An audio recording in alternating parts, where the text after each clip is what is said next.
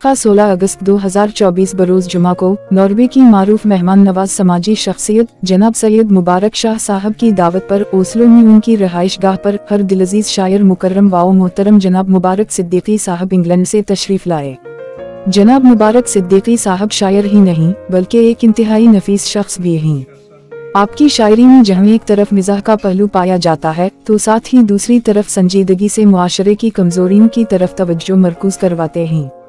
आपका शोहरा आफाक मजमुआ कलाम ख्वाब सराब कमाल ये है दोज़ख से जन्नत तक ये एक मुख्तसर डायरी है जो दमिश्क के तहखाने में 40 दिन के बारे में रुदात है। मौजूदा हालात के पेश नज़र आपकी शायरी इस रंग में हालात वाक़यात की अक्कासी करती है कि सुनने वाले के दिल पर एक गहरा असर सबत करती है। मुबारक सिद्दीकी साहब के अहमद फराज अब्दुस्सत्तार ईदी और मनु भाई से भी करीबी ताल्लुकात थे। आपके साथ गुजारी गई एक मुख्तसर सी निशस्त में आपका कलाम सुनने का मौका मैसर आया।